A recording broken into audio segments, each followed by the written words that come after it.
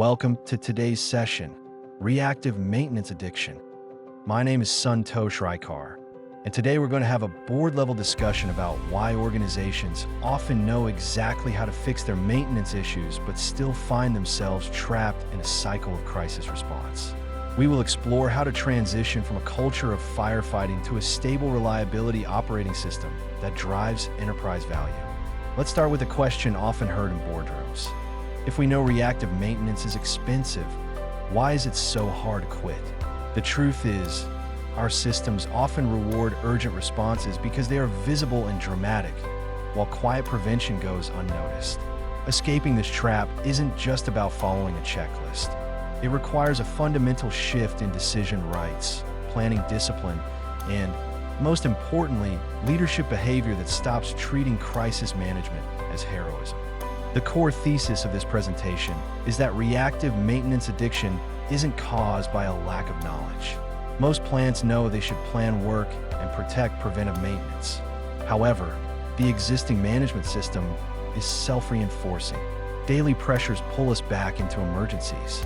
To transform, we must redesign the operating system so that prevention becomes easier and more valued than the chaos of recovery. Today's agenda is divided into 6 key areas.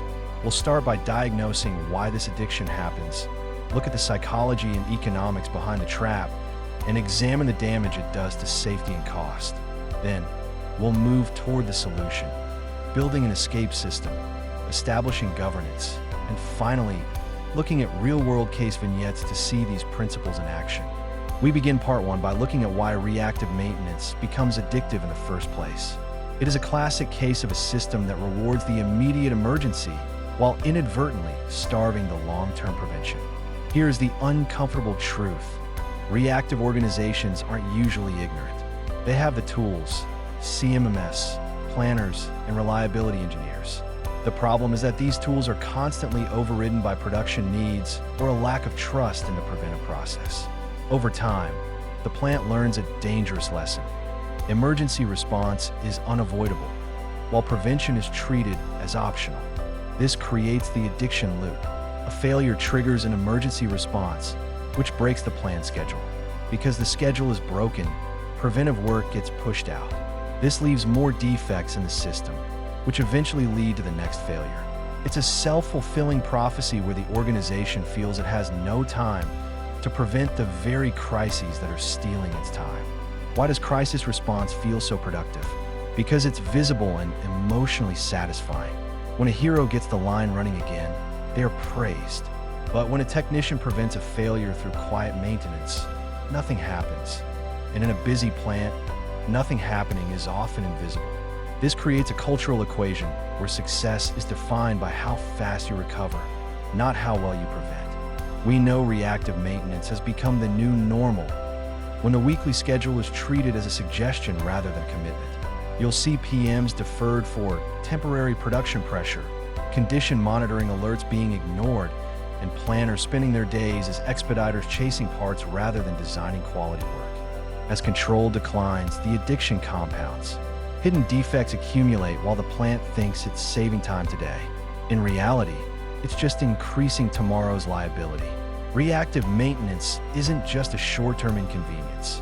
It's a compounding financial and operational debt that eventually comes due. In part 2, we'll dive into the psychology and economics of this trap to understand why even very smart organizations continue to make these short-term choices. The psychology here is powerful. Urgent problems grant immediate authority and recognition. Prevention, on the other hand, requires the discomfort of stopping a machine before it actually looks broken. When trust is low, operations sees preventive maintenance as a cost or an interruption, leading them to choose the visible emergency over the invisible avoided failure. There's also an economic illusion at play. If you only look at the repair invoice, reactive maintenance might seem cheaper, but the true cost includes lost throughput, overtime, expedited shipping, and safety risks. When these costs aren't monetized, the emergency looks like an acceptable cost of doing business, and prevention looks like an expensive luxury. To break the trap, executives must view reactive maintenance as a value leakage across the entire enterprise. translating technical failures into financial terms, lost cash flow and safety exposure, transforms prevention from a maintenance preference into a critical business decision. We often hear the phrase, "We're too busy for PM." This is the ultimate circular logic of addiction. The plant is too busy because it has too much reactive work, and it has too much reactive work because it deferred the prevention. You cannot stop to improve because you are too busy recovering from not improving. The addiction is reinforced by short-term rewards, the rush of restarting production or the praise for firefighting. Meanwhile, the long-term costs, deteriorating asset health, declining craft quality, and a loss of belief that things can ever get better, slowly erode the foundation of the organization. Now, let's look at part 3. What this addiction actually costs the business in terms of operations, finance, safety, and culture. What does the business feel on a daily basis? It feels like unplanned downtime, high overtime, and constant spare part surprises. The plant feels incredibly busy and high energy, but it never actually gets healthier. Workmanship suffers under time pressure, leading to further instability after the repair is done. Perhaps the most serious cost is safety. Emergency work happens under high pressure with changing conditions and often incomplete planning. When we normalize reactive maintenance, we normalize abnormal work environments, and that is where the highest safety risks reside. Quality also takes a hit. Rushed restarts and temporary band-aid repairs introduce process variation. Often, equipment running near failure creates quality defects long before the actual breakdown occurs. If quality loss isn't tied back to asset health, the plant misses its most important early warning signals. The human cost is equally high. Craft teams become exhausted, and planners feel their work is ignored. Eventually, your best people, those who want to work in a disciplined, professional environment, will disengage from a system that they feel wastes their best efforts. We can actually score this addiction by looking at leading indicators like the rate of schedule breaks and the age of condition findings. We can make the invisible pattern visible. The goal is to move from just recording failure history to measuring how dependent the system is on reaction. In part 4, we address the big question, why doesn't the solution stick? We'll explore the gap between having the right tools and having the right operating discipline. It's rarely a lack of tools. Most plants have a CMMS and plenty of data. However, tools don't create discipline. The reactive addiction survives because the management system, how we decide what to work on and when, regularly overpowers the technical system. Don't let high PM compliance fool you. A site can check all the boxes and still be reactive if those tasks are low value or poorly executed. The board shouldn't ask, is the PM done? But rather, is the PM actually preventing losses? Checkbox compliance is not reliability. Similarly, predictive technology like vibration monitoring only creates value if there's a pathway to act on the findings. If alerts just sit in a report because there's no time to fix them, the technology is just an expensive warning archive. Escaping reaction requires a closed loop from detection to correction. The weekly schedule is the true battlefield. Every time an urgent request breaks the frozen schedule, the system loses credibility. These break-ins must be challenged and analyzed, not just absorbed. Otherwise, planned work will always be the first thing to be sacrificed. We need clear decision logic. Should we run, plan, escalate, or stop? Having a framework prevents every defect from becoming a daily argument. By defining the decision path before the crisis arrives, we take the emotion out of the process. Part 5 is about building the escape system, moving from a firefighting culture to a robust reliability operating model. This escape system is a connected loop. It starts with early detection and moves through risk-based prioritization, planning, quality execution, and finally, defect elimination. If one link is weak, the whole organization is pulled back into reaction. This is an operating model, not just a slogan. The first step is to stop the bleeding. You have to identify the top reactive systems that are eating up all your capacity. Separate the genuine emergencies from the chronic nuisance failures and create temporary plans to contain these big losses while you build the permanent system. Step 2 is stabilizing the backlog. A messy backlog full of ghost jobs and vague requests makes it impossible to see the real signals.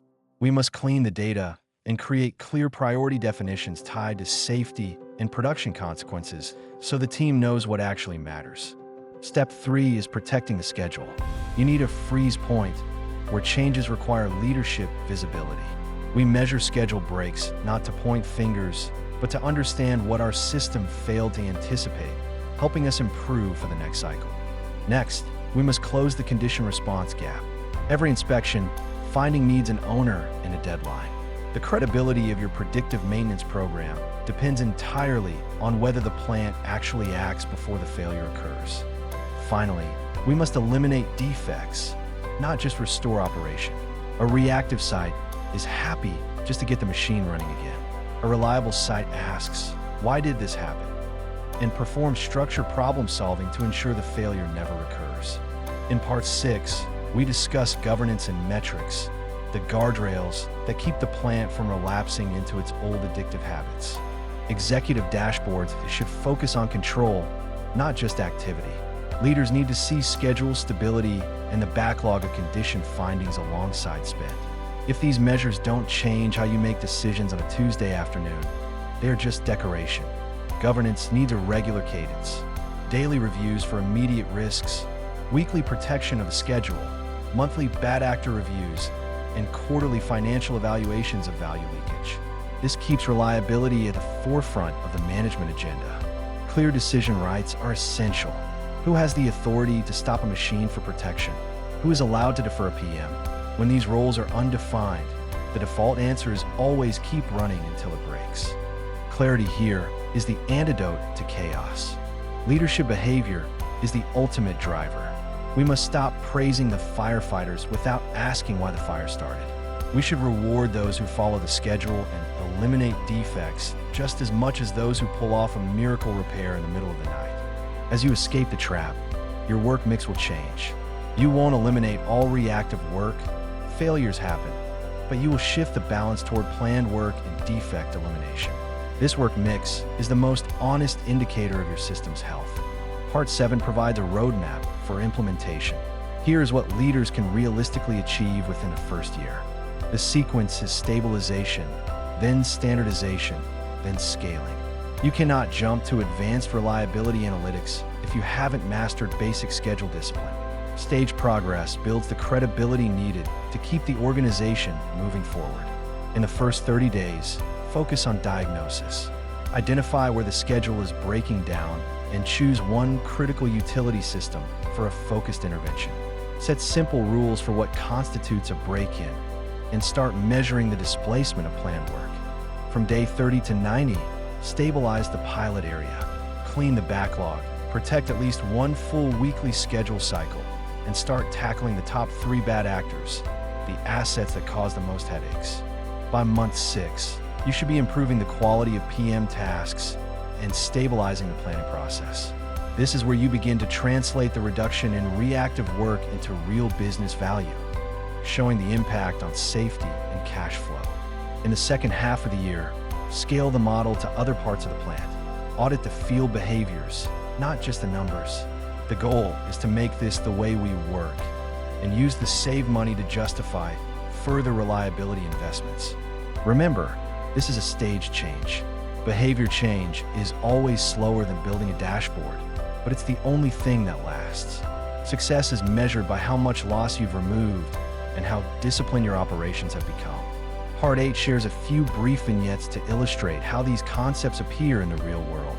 Take the case of a pump that surprised everyone by failing. In reality, there were vibration warnings and leak histories for months. The lesson? Having predictive information is useless without the execution discipline to act on it before the emergency. In another case, a PM window was deferred 3 times to meet production targets, only for the asset to fail during peak demand. This shows that PM deferral isn't just a schedule inconvenience. It is a conscious decision to accept a much higher risk of failure. Then there's the heroic team that was celebrated for its constant firefighting. Because they were only rewarded for recovery, the root causes were never fixed. If leaders only celebrate the save, they are unintentionally incentivizing the next breakdown. Finally, a success story. a site that simply started measuring every scheduled break-in and discussing the reasons. This transparency improved planning quality and built trust between operations and maintenance. Discipline itself became the culture builder. We conclude with Part 9, key takeaways and the questions every board member should be asking. Board members should ask, how much of our work is truly preventable? Which assets are our repeat offenders? Are we letting condition findings age until they fail? And most importantly, who is owning the risk when we decide to defer maintenance? To move forward, we must stop certain behaviors. Stop calling every emergency unavoidable. Stop praising firefighting without asking for root causes. And stop letting our planners be treated as chaos fixers. Instead, start translating reactive work into lost value. Protect the schedule as a firm commitment, and start rewarding quality work and defect elimination as the true wins for the company. In summary, this is a system problem, not a knowledge problem. Escaping requires a shift in daily rewards and a commitment to schedule discipline. View reactive maintenance as value leakage, and aim for a system that no longer tolerates preventable repeat failures. This presentation was prepared by Santosh Raikar for educational and professional discussion. While these frameworks are grounded in industrial experience, they should be applied based on your specific site conditions and safety requirements. In closing, we break the addiction when we stop treating emergencies as commitment and start treating them as system weaknesses. By protecting prevention and removing defects, we move from just surviving failures to designing reliability. Thank you for your time.